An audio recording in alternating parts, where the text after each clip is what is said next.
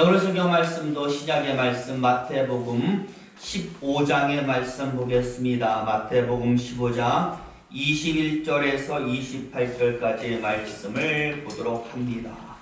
앞에 화면에 나와 있기 때문에 우리 한 절씩 쭉 돌아가면서 있습니다. 제가 먼저 21절의 말씀을 읽도록 합니다.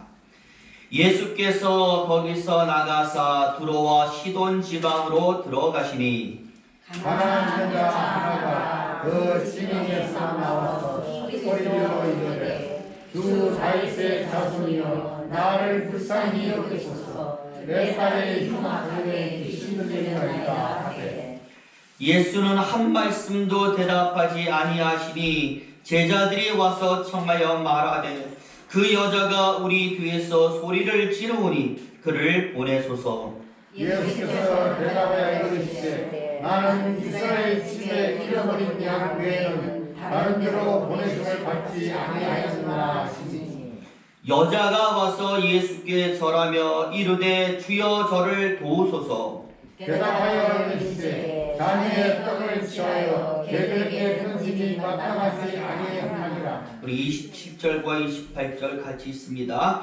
여자가 이르되 주여 올소이다마는 개들도 제 주인의 상에서 떨어지는 부스러기를 먹나이다니. 이에 예수께서 대답하여 이르시되 여자여 내 믿음이 크도다 내 소원대로 되리라 하시니 그때로부터 그의 딸이 나으니라. 아멘.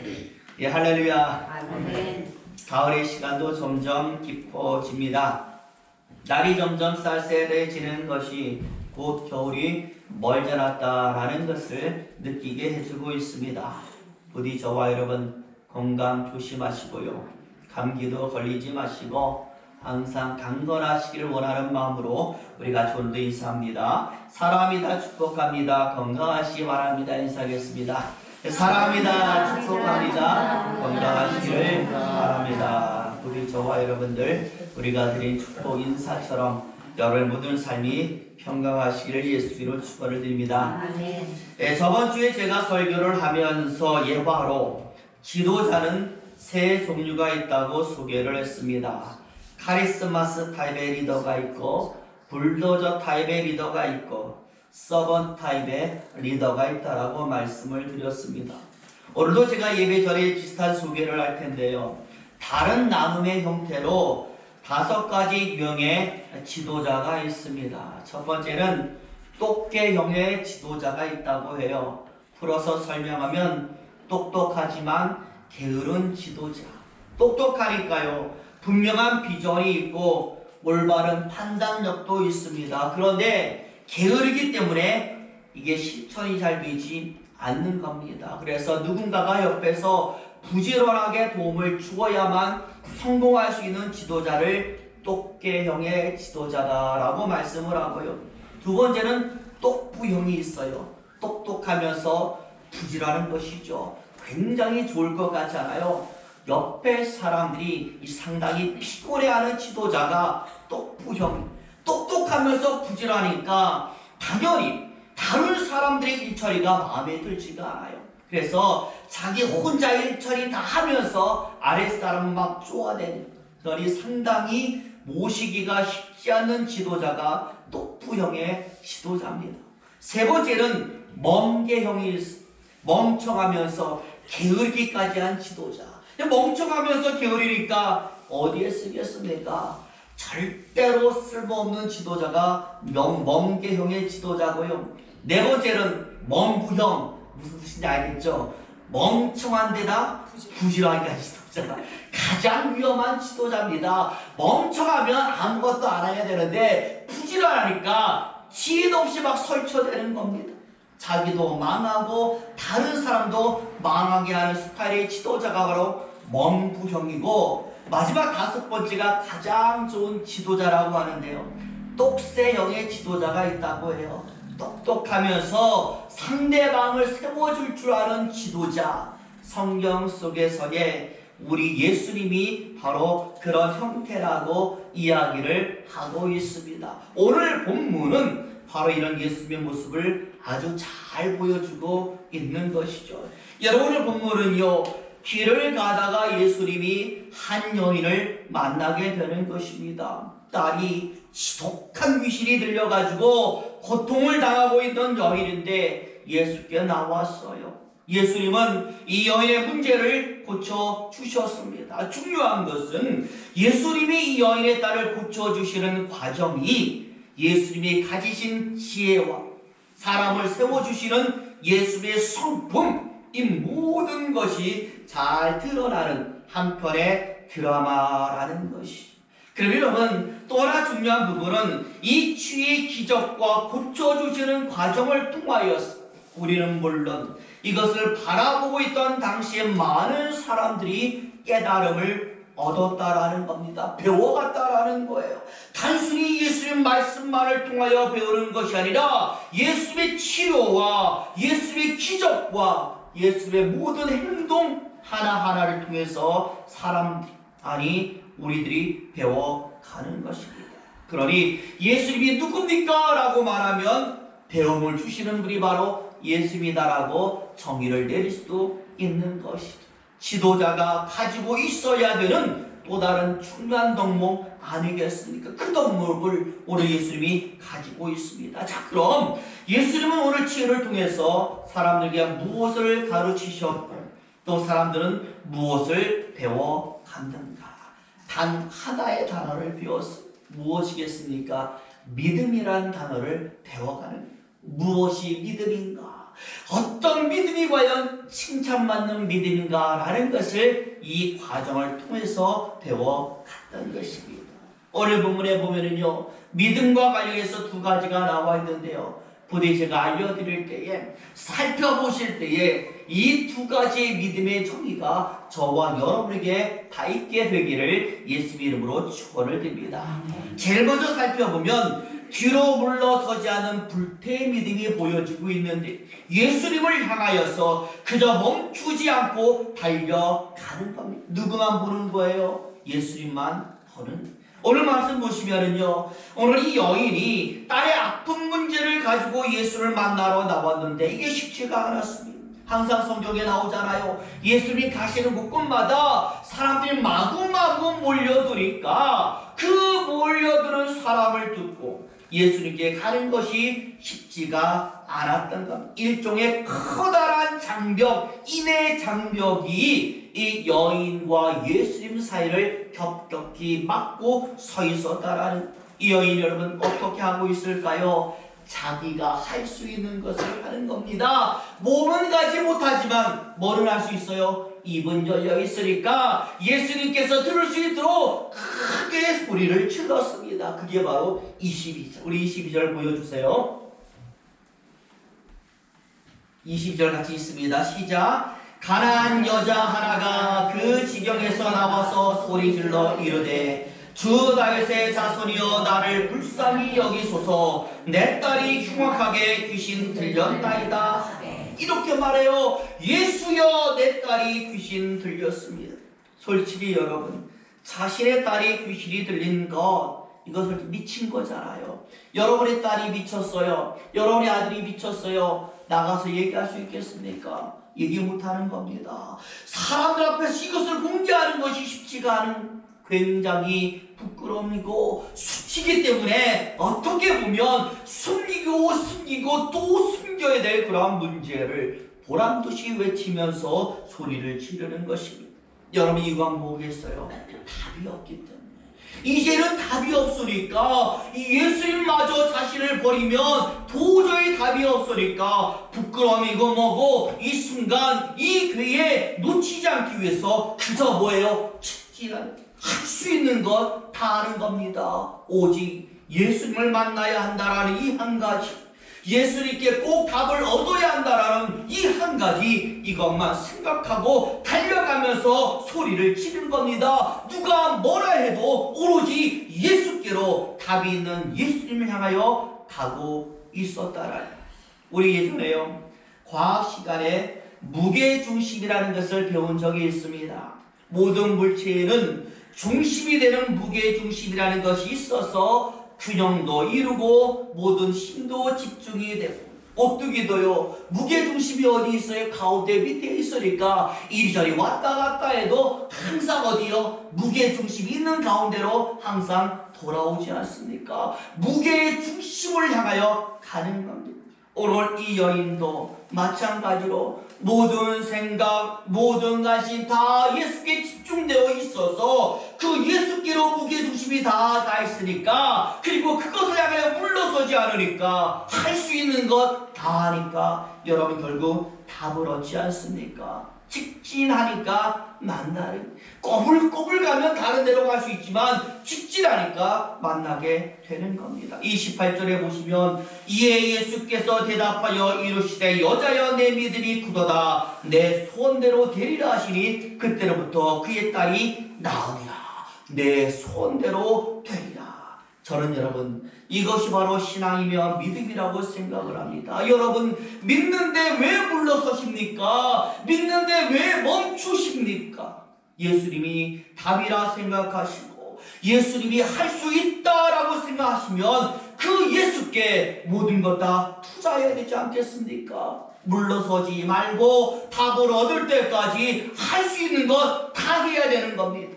우리의 모든 생각과 행동 중심에 예수가 있을 때 그래야 쓰러지고 넘어져도 누구 옆에서, 예수님 옆에서 쓰러지니까 옆에 계신 예수님이 일으켜 주시고 답을 얻게 되는 겁니다. 오늘 여인의 믿음은 바로 이것을 보여주는 믿음이 되는 것이죠. 그 다음 이제 두 번째로 일관된 믿음이 보여지고 있는데요. 오늘 본문 보시면 이 여인을 향한 예수님의 모습이 솔직히 좀 이상합니다. 다른 데는요, 예수여 라고 부르고 내가 믿습니다 라고 하면 예수님 다 만사 오케이 하셨거든요. 너 치료되었다, 네 믿음대로 너는 구원받았다라고 하면서 다 연해 주셨습니다. 그런데 오늘 이 여인에게는 예수님께로부터 부정적인 응답만이 내려지는 거예요. 예수여 불러도 대답 없어요. 말하는데 듣지 않아요. 주변의 사람들이, 지자들이 예수님 시끄러워요 라고 하니까 그때서야 들어주고 있어요. 그런데 듣고서 나오는 대답이 무엇이냐? 네가 누구냐? 나는 이방인들의 구주가 아니다. 너는 사람이 아닌 개다라고 하시면서 평소 예수님과는 완전히 다른 상처가 되는 말씀을 여과 없이 예수님이 뱉어내셨다라는, 우리 같이 한번 찾아서 한번 읽어볼까요? 우리 먼저 24절의 말씀 같이 보여주세요. 24절 있습니다. 시작. 예수께서 대답하여 이르시되 나는 이스라엘 집에 잃어버린 양 외에는 다른 데로 보내심을 받지 아니하였노라 하시니, 도와달라라고 말을 하니까요, 나는 너와 같은 이방인이 아니라 선빈 이스라엘 내 백성들만을 위하여 나는 일한다라고 말씀을 해요. 또 26절 봅니다. 26절 같이 있습니다. 시작. 대답하여 이르시되 자녀의 떡을 취하여 개들에게 던짐이 마땅치 아니하니라. 왜 그런지 아느냐? 이스라엘 백성들은 다 나의 자녀지만 이방인들은 나를 믿지 않고 하나님을 거부한 추한 짐승 개와 똑같기 때문에 나는 너희를 위해서 일하지 않는다라고 여인을 개처럼 취급을 하신 겁니다. 너는 개다. 엄청난 수치 아니게 누군가요? 여러분들에게 너 개야. 거기 뒤에 뭐뭐뭐를 붙여봐요. 얼마나 기분이 나쁘겠습니까? 이 여인도 마찬가지예요. 원하는 답이 아니라 엄청난 수치가 들어오고 있습니다. 굉장히 자존심이 상했을 거예요. 그런데 이 여인의 반응이 놀라운 것이 예수님이 어떤 말을 하든 간에 모든 예수님 말에 뭐예요? 예스. 오로지 예스로만 답을 하고 있다란. 네, 맞습니다. 저는 걔가 맞습니다. 어떤 사람이요, 이거 보고 이런 말 하더라고요. 에이, 어떻게든 나를 치료해야 되니까 자존심 적고 그냥 받아들인 거 아닙니까? 답이 없으니 자포자기한 것이죠 라고 얘기하더라고요. 저와 여러분, 이게 과연 자포자기한 것일까요? 그냥 답이 없으니까 자존심 꾹 누르고 받아들인 것일까요? 아니라는 것. 여인의 지식이라는 거예요. 예수님은 하나님의 아들이고 하나님은 이방인이 아니라 이스라엘의 하나님이시고, 그래서 하나님을 대적하는 이방이 아니라 이스라엘만을 위해서 오셨고 그들만을 위하여 기도하고 그들에게만 축복을 주신다라는 건 이 여인도 다 알고 있었다라는 것. 그러면서 또 하나 이 여인이 알고 있는 것이 있으니 그것이 무엇인가? 하지만 하나님은 자신이 만든 세상을 사랑합니다. 당신이 만든 모든 세상의 사람들을 사랑하십니다. 그래서 비록 하나님 자신에게 대적하는 이방인이라 할지라도 참고 인내하면서 그들을 향한 은혜를 끊지 않으셨다라는 것 알고 있습니다. 그래서 비록 이방인이라도 하나님의 이름을 부르게 될 때 그 부르는 이방 사람들에게 하나님이 은혜를 멈추지 않고 내려주셨다라는 것을 알고 있습니다. 니느웨 백성들에게 은혜를 주신 것을 알고 있습니다. 이방 여인이었던 룻이 구원받았다라는 것 알고 있습니다. 심지어 창녀였던 랍도 하나님은 하나님의 백성으로 품으셨다라는 것 알고 있습니다. 그래서 오늘 본문에 이야기하는 겁니다. 네, 예수님 말씀 저 다 알아요. 믿고 있어요. 하지만 또 하나님은 이방인도 사랑하시잖아요. 당신의 이름을 부르면 은혜를 주시잖아요. 제가 지금 그 이름을 부릅니다. 부디 부스러기 같은 작은 은혜라도 좋으니까 내게 내려주시옵소서. 하나님에게서 오는 모든 것은 내 모든 문제를 해결할 만큼 충분합니다. 무엇을 주셔도 다 해결됩니다. 하나님이 주신 것은 다 좋습니다라고 고백을 하는 거죠. 여러분, 절대로요 자존심 접은 행동이 아니고요 자포자기한 것 아니고요 하나님에 대해서 정확하게 알고 고백하는 고백이 되는 거예요.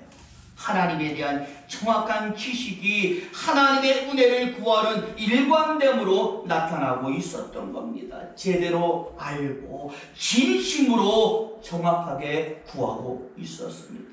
여러분, 혹시 명태를 아십니까? 명태? 저는요 오늘 예수의 모습과 연의 모습을 보면서 명태가 생각이 났어요. 명태는요 생선이잖아요. 그런데 이 명태라는 생선이 방법과 모습에 따라 아주 많은 이름으로 바뀝니다. 갓 잡은 명태는 살아있다고 뭐라고요? 생태라고 부르고, 이것을 얼리면 동태가 되고요, 빳빳하게 말리면 두들기는 북어가 되고, 말리다 만 것은 코다리다. 제가 코다리 좋아하거든요. 여러 가지 이름이 있는 거예요. 그리고 이 명태의 또 다른 이름이 뭐가 있냐? 황태가 있어요. 말리는 것인데 좀 복잡하더라고요. 이 명태를 바람에다가 얼렸다 녹였다가 얼렸다 녹였다가 한 20번쯤 계속해서 반복해서 얼렸다 녹였다 해서 말리면 이게 뭐예요? 황태가 되는데 제일 비쌉니다. 제일 고급입니다. 영양가도 많고 아주 좋아요. 강원도 얼마나 비싸. 저 그래서 속초 가면 한 번씩 먹고 오는데요 굉장히 맛이 있어요. 제가 곰곰이 생각해 보니까 오늘 예수님이 여인을 다루는 태도가 혹 황태를 만들어가는 태도가 아닌가라는 생각을 해보니, 비타민과 온갖 좋은 것이 가득한 영적인 것.